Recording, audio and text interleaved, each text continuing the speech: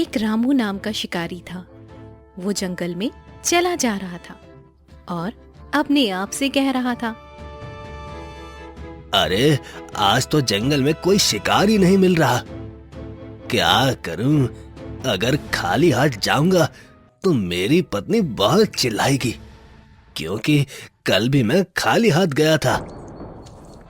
रामू को कुछ भी समझ नहीं आ रहा था कि वह क्या करे। तभी उसे एक बंदर दिखाई दिया।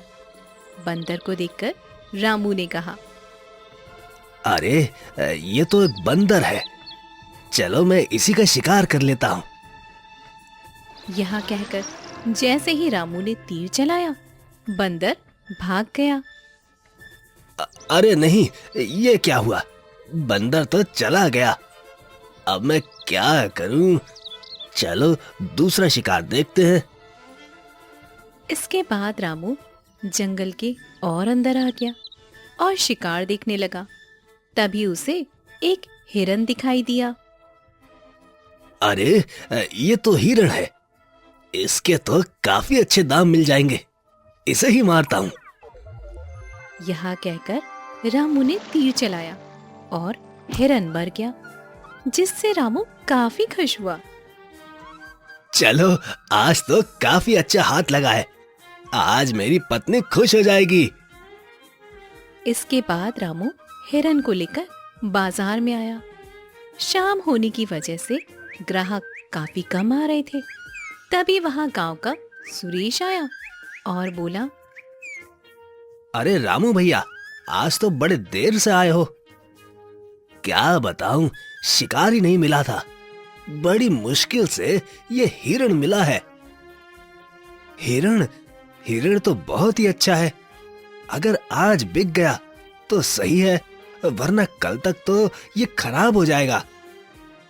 क्या तुम ठीक कह रहे हो? पर कोई ग्राहक तो आ ही नहीं रहा है। बड़ी मुसीबत है मेरे लिए। अरे रामू भाई, कोई काम धंधा देख लो। कब तक इस तरह इन मासूम जानवरों को मारते रहोगे? अरे मेरा तो यही काम है, तुम्हें पता नहीं है? मेरे पापा दादा भी यही किया करते थे। अच्छी बात है। अच्छा तो मैं चलता हूँ।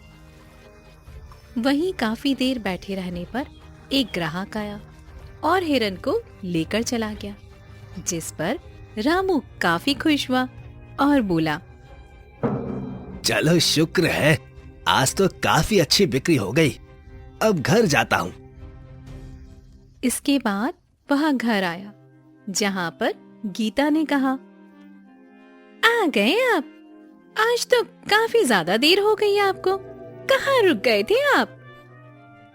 अरे गीता, तुम्हें तो पता ही है, जंगल में शिकार करने के बाद उन्हें बाजार में बेचना भी होता है। हाँ हाँ, मुझे पता है, और मैंने भी आपसे कई बार कहा है, कोई अच्छा सा काम देख लीजिए। क्या काम देखूं? मुझसे कोई काम होता ही नहीं है। वैसे भी ये काम मेरा पुराना है। यह बात तो सही है आपकी, पर मुझे अच्छा नहीं लगता आप इस तरह मासूम जानवरों और पक्षियों को मारते रहते हो। अच्छा तो मुझे भी नहीं लगता, पर करना पड़ता है। अगर पेट भरना है तो कुछ ना कुछ तो करना ही पड़ेगा। अच्छा ये लो पैसे। यह कहकर रामू ने गीता को पैसे दिए। अगली सुबह रामू फिर से शिकार करने के लिए चला गया, पर आज उसे फिर से कोई शिकार नहीं मिल रहा था, जिस पर रामू ने कहा, अरे आज भी मुझे कोई शिकार नहीं मिल रहा। क्या करूं? कल भी मेरे साथ ऐसा ही हुआ था। तभी उसे किसी के चिल्लाने की आवाज सुनाई दी। आवाज को सुनकर रामू काफी ज्यादा हैरान हो गया। अरे ये आवाज किसकी आ रही है? ऐसा लग रहा है जैसे कोई मदद के लिए बुला रहा हो। यही सोचकर रामू उसी तरफ चला गया तो उसने देखा एक तोता पिंजरे में कैद था। उस तोते को देखकर रामू काफी खुश हुआ। अरे ये तो तोता है, लगता है यही बुला रहा था। आज तो मुझे काफी अच्छा शिकार मिल गया। इसे बेचकर मुझे बहुत पैसे मिलेंगे।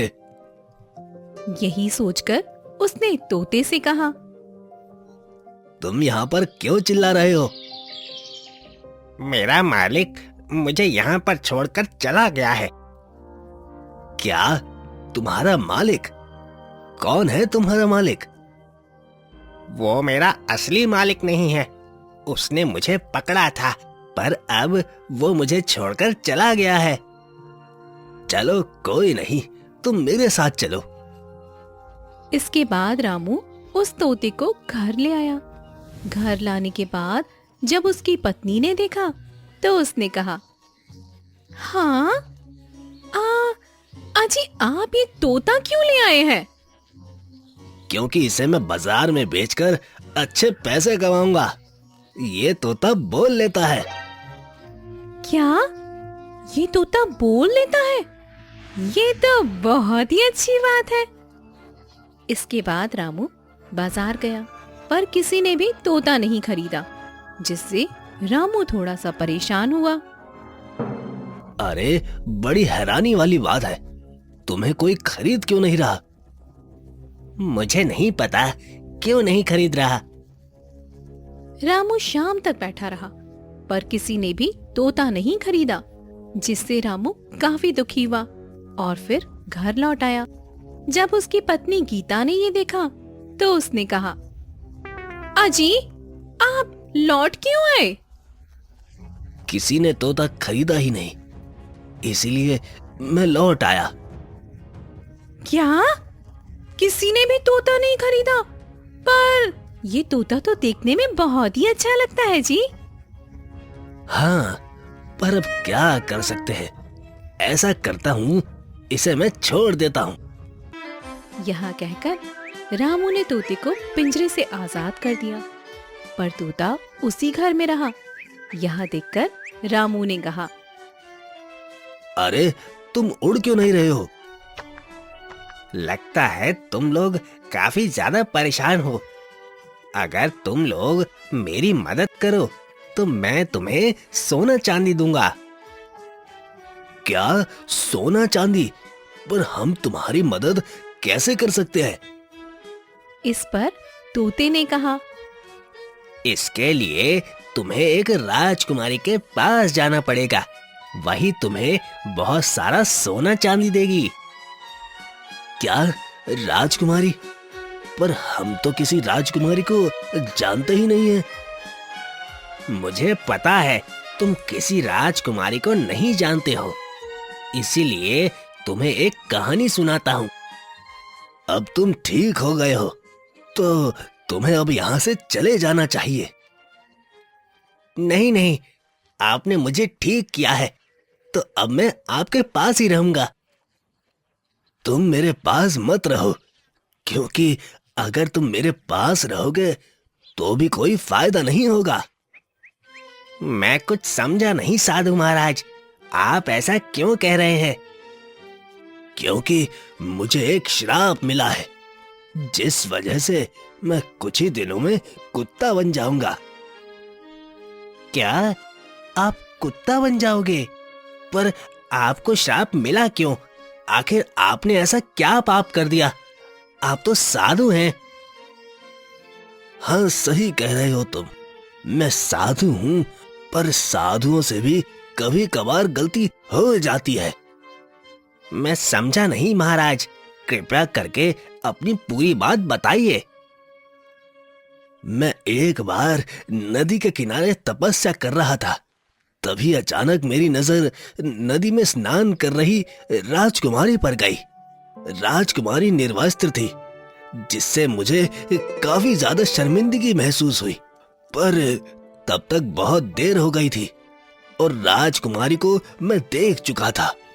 वहीं राजकुमारी ने भी मेरी नजरों को भांप लिया और वो नदी से बाहर निकल आई। नदी से बाहर आने के बाद राजकुमारी ने मुझसे कहा, आपको शर्म नहीं आती है साधु महाराज? एक राजकुमारी को स्नान करते हुए देखते हैं, जबकि आप तो साधु हैं। मुझे पता है राजकुमारी, मुझे क्षमा कर दीजिए। पर मैंने जानबूझकर ऐसा नहीं किया है। आपने जानबूझकर ऐसा नहीं किया? यह क्या कह रहे हैं आप? आप मुझे स्नान करते हुए देख रहे थे और अब आप कह रहे हैं कि आपने ये जानबूझकर नहीं किया? मैं तपस्या कर रहा था, पर अचानक ही मेरा ध्यान भंग हो गया और मेरी निगाह आपके ऊपर चली गई। मैंने ये सब जानबूझकर नहीं किया है। मुझे क्रोध मत दिलाइए साधु महाराज, क्योंकि आप साधु हैं और झूठ बोलना आपको कदापि शोभा नहीं देता। नहीं नहीं, मैं झूठ नहीं बोल रहा हूँ राजकुमारी, मैं सच कह रहा हूँ। आप ऐसे सच नहीं बताएंगे। ठीक है, मैं आपको एक श्राप देती हूँ। आप कुछ ही दिनों में एक कुत्ते में बदल जाएंगे। यह सुनकर साधु बुरी तरह से दुखी हुआ और बोला, मैं सच कह रहा हूँ राजकुमारी, मैंने जानबूझकर ऐसा नहीं किया है, सब अनजाने में हुआ है। मुझे माफ कर दीजिए, अपना श्राप वापस ले लीजिए राजकुमारी, मुझे माफ कर दीजिए।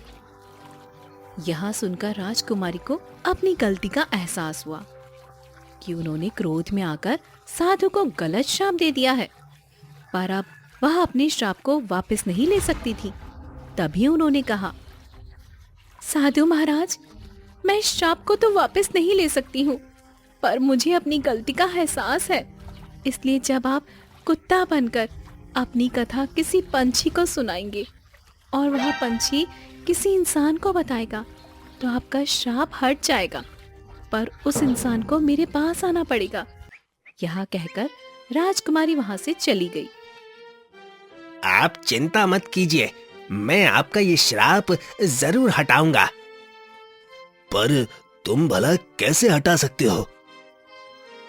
क्योंकि राजकुमारी ने कहा था जब कोई पंछी सुनेगा, तो मैंने आपकी कथा सुन ली है। अब ये बात मैं किसी आदमी को बताऊंगा। साधु काफी ज्यादा खुश हुआ और इसके बाद मैं जंगल में इधर उधर भटकने लगा और मुझे एक आदमी ने पकड़ लिया था, पर वह भी छोड़कर चला गया और फिर तुम मिल गए। यह सुनकर रामू और गीता काफी ज्यादा हैरान हुए और फिर उन्होंने तोते से कहा, ठीक है, हम तुम्हारी मदद करेंगे।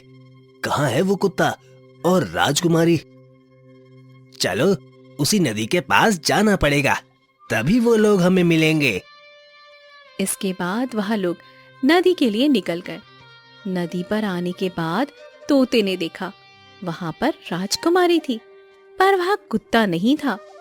कुत्ता न पाकर तोता काफी ज्यादा हैरान हुआ। अरे साधु तो यही होने चाहिए थे, वो कहाँ चले गए? मुझे नहीं पता कहाँ गए हैं, अभी कुछ देर पहले तो यहीं पर थे।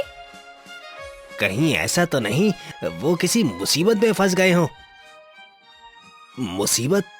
पर भला वो किसी मुसीबत में क्यों होंगे? क्योंकि अभी वो अपने इंसानी रूप में नहीं है, तो इस वजह से उनका मुसीबत में फंसना कोई बड़ी बात नहीं है। चलो हम लोग ढूंढते हैं। इसके बाद रामू और तोता साधु को ढूंढने के लिए जंगल में आए। उन्हें कहीं भी साधु दिखाई नहीं दिया, जिससे तोता काफी ज्यादा परेशान हुआ।